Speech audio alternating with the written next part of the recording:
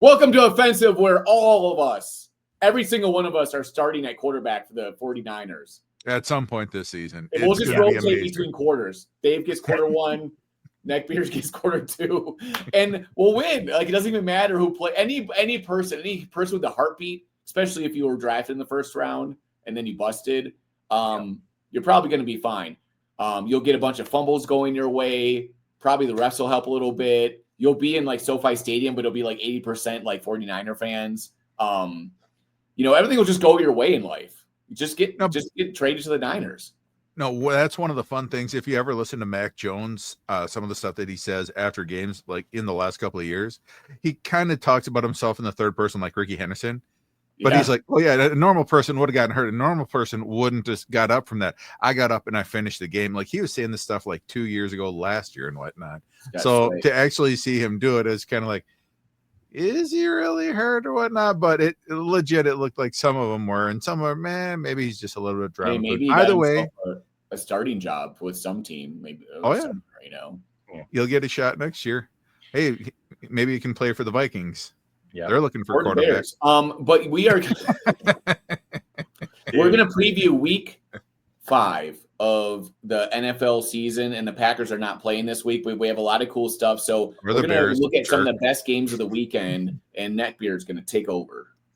All right, so there's a bunch of good games out there this weekend, and that's a lie. There's not. There's actually only a couple. There's 0 good games. There's a bunch of crap games. This is the worst schedule in week 5 of all time. Dude, honestly, I was going down the games list and I was like, that's boring. But you know what, though? The NFL's been so entertaining that I bet a bunch of these games are actually going to be fun to watch.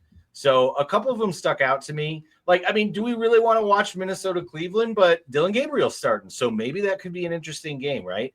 Houston and Baltimore, I'll talk about that a little bit later. You got the Giants against New Orleans. I mean, that's a crap matchup. But then again, you got New Orleans is favored. Yeah. New Orleans thinks they're favored to win the game. Yep. So that's going to be exciting. Dallas and the Jets. You got Las Vegas, Indianapolis, Miami, Carolina, Tennessee, Arizona. Ugh. Okay. There's a couple Dallas Jets out there. The Dallas may not have 4 of their offensive linemen. They're definitely without 3 of their linemen. Yeah, so I mean, they're still without 4. That could be entertaining. It's going to be ugly, but it'll be. I think they're still going to score 30. The Jets have, I think, the second worst or the most points scored against them this season, and that vaunted Aaron Glenn defense, right? Oh yeah. Hey, do you see the videos coming out of practice where he's like out there trying to knock the ball out of their arms? Because Aaron Glenn he tests every player personally. Yeah. Well, I don't know. It's not starting out pretty well on that defense. That defense looks really bad, really bad. So, but I'll start with mine just because I can't believe I picked this game, but I'm actually kind of excited to watch it. And it's the Ravens versus the Texans. It's the totally dysfunctional defense of the Ravens with most of their starters out against the totally dysfunctional offense of the Texans with no offensive line. And like, which is going to break first? Now, also no Lamar Jackson this game. So it seems like Texans are going to get an easy win, right? But I'm telling you, I got this weird feeling about this game. It's in Baltimore, and the Texans, as good as they looked against the Titans, and as much as you assume the Ravens are going to lose this week, I have this weird feeling the Ravens are going to pull out an ugly mess of a win and maybe get a fumble in their way or a defensive turnover in their way. And I think this is actually going to be a close game. I don't think Cooper turnaround. Yeah, I don't think Cooper Kupp's a good quarterback, by the way, but he had a couple games in Dallas where he looked feasible as like an NFL backup, right? So I feel like he's going to be taking all the it's Cooper Rush. Sorry, did I say Cooper Kupp? Yeah, you said Cooper Kupp. I'm like a quarterback in high school, so maybe he could be decent in the NFL. You never know. But so Cooper Rush, had some decent games when he was the backup for Dak, and I feel like he's a feasible enough, at least option for the Ravens. Backup, yeah. So the Texans defense is good. You assume the Texans are going to go in there and walk them, but just the way this NFL season has been, I got this weird feeling the Ravens are going to win this game and win it really ugly. So I'm kind of excited to see what happens. Because if the Ravens get blown out in this game, Lamar Jackson injured or not, like I think there's a serious chance that Harbaugh, his job is like on the line. Maybe at the end of the year. Like from what I'm talking to Ravens fans who I think Harbaugh is an excellent coach, and I'm not a fan of yeah. anyone named Harbaugh, by the way. He's a top 8 coach. Yeah, but they're pretty much done with him because they can't beat the Chiefs in the playoffs. Do you know what I mean? But like he won 14 games last year. I mean, dude's a good coach. He's already won a Super Bowl. But I think maybe they need to change the scenery. Maybe that's something to do in Baltimore. But I think this game could actually be a big deal for the Ravens, and I think they might pull it out. So that's my game of the week is the Texans offensive line against the beleaguered Baltimore defense. Which one is worse at the end of the day? So and it's just crazy to see that the line is Houston with 1.5 points. Yeah, I never would have imagined to see them. No.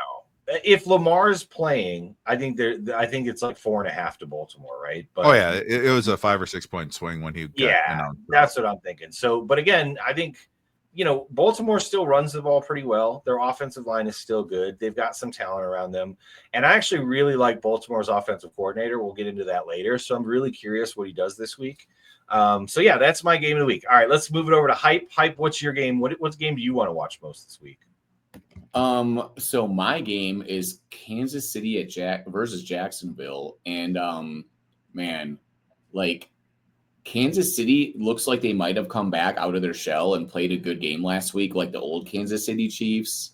It's going to be on Monday Night Football, but we're in Jacksonville, and I don't know. Jacksonville's been playing pretty good defense, and they're at home.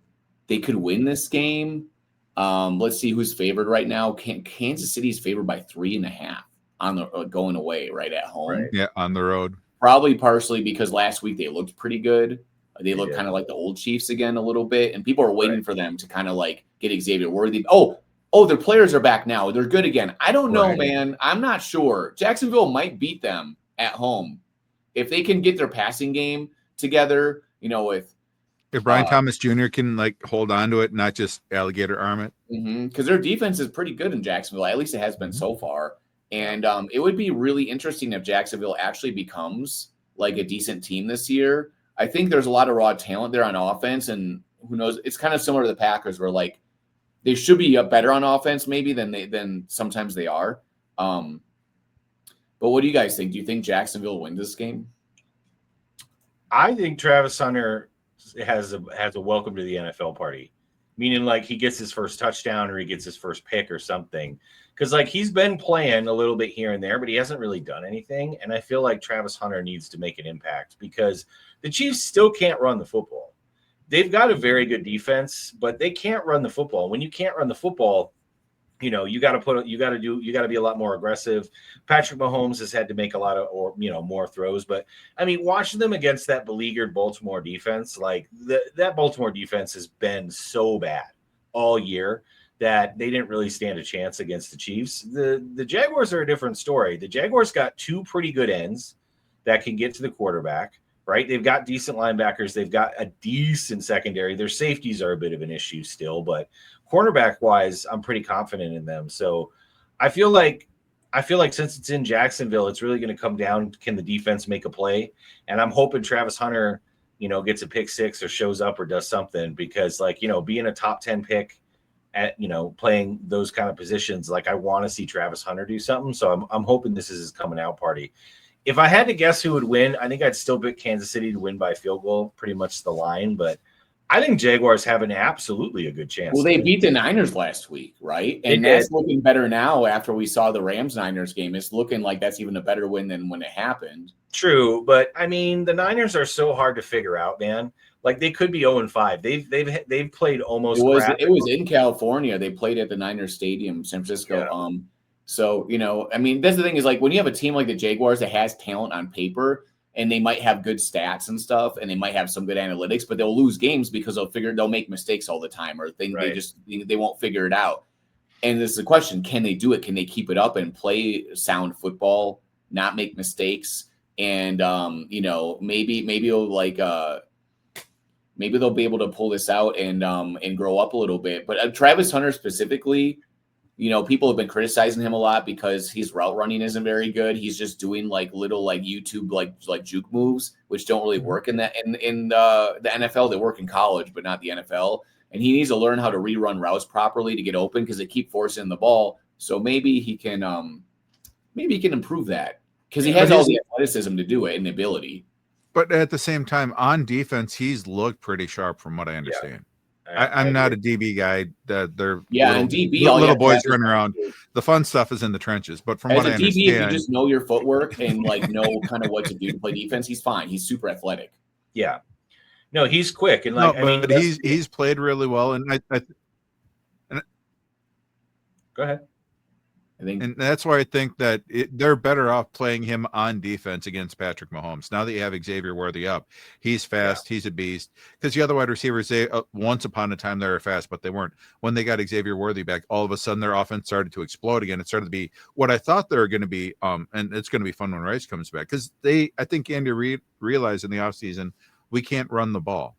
We have holes in the offensive line. We're trying in new guys, but let's just try to change this game. So once we get Worthy back, once we get Rice back, we're just going to let Mahomes go back to what he used to be 4 or 5 years ago. And I think that's why Hunter is better off. Everything else on the defense looks good. The offense, Etienne's actually had a decent resurrection of his career. He's been pretty good. Yeah, big time. And so that's where I think, maybe hope they get 17 points, but focus Travis on defense. Try to win an ugly one, 17-14 at home, which is, again, tough against the cheap offense. If you want to be a really good team, you got to win ugly games. You got to win ugly. You got to find ways to win. That's why we're mad at the Packers for not winning, in tying or whatever, right? Like, you got to figure out how do we as a team figure this out together. We got to give credit to teams that do that. Chiefs have done that. The Bills have done that really well. The Ravens in a regular season, they just find ways to win. Every 49ers game they've won this year, they've somehow pulled it out, right? Somehow they did. With all of their backup quarterback, number 4 wide receiver, number 5 wide receiver. They keep figuring it out, getting turnovers at crucial times, like making plays. Like, that's what you got to do. Just make plays at the right time. So, I don't know. I'm cheering for Jacksonville, but I do think it's a good Monday night matchup at the very least because our last 2 Monday night games were brutally bad. So, hopefully this one is actually pretty good. Right. All right, Chief, what's your game of the week? For me, I like to see Neckbeard's Super Bowl dark horse, Seattle, hosting the league MVP, Baker Mayfield. It should be a really fun matchup. You have 2 pretty good defenses. You have 2 really interesting offenses, and with Mike McDonald, your history on the defense has been fantastic. The Ravens is also what you built in Seattle in a very short time. And you went and you got the quarterback, and maybe you thought that he'd just be a bit of a stopgap, but you need to just trust Sam Darnold to be the quarterback that you saw last year and that he's been for you so far. Last week against Arizona, he was letting it rip, and they were moving the ball, and their offense was being great.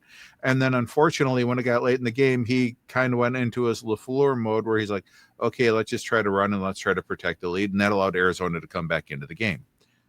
The history with watching the Bucs so far this season is they're going to come back into every freaking game. So it's a trap to try to take that mindset. So why not let Sam Darnold, he's been doing great. Lean on him. Historically, you can't run on the Bucs. They have Vita Vea is there. Their defensive line, one of the best in the leagues. So I really think this would be a great time for Sam Darnold just to come out and let everyone say, hey, I'm out here. We got the great weapons. They have that young rookie tight end. They have a lot of really fun options. Don't get me wrong. Their running backs are fantastic. But I think this could be a really fun game to watch all around. You got 2 good defenses, 2 really good interesting offenses. So, yeah, Seattle. Sorry, go ahead. No, I was going to say Seattle, I think, is tied for second for the least amount of points allowed this year. Called it on their defense, right? I love their coach. McDonald is a great defensive mind. So I think this is a great game of the second tiers, right? Because you got the Eagles. We thought the Rams, right? I don't know. Maybe we can put the Niners in there. I still think the Niners are second tier, but all these second tier teams in the NFC, like who's going to take the lead or who's going to take charge. And I think this is a great matchup of the potential second or third best team in the NFC. Who's going to win? I'm actually really excited for that game too. Good call. Baker doesn't look much like an MVP after last game, but hey, it's a long season. He's still got time. He's got time. To be fair, they blocked a punt and they're down 7-0 early on. Yeah. No, and the game kind of got a little out of hand at first, but they'll come back. All right, so that was games of the week.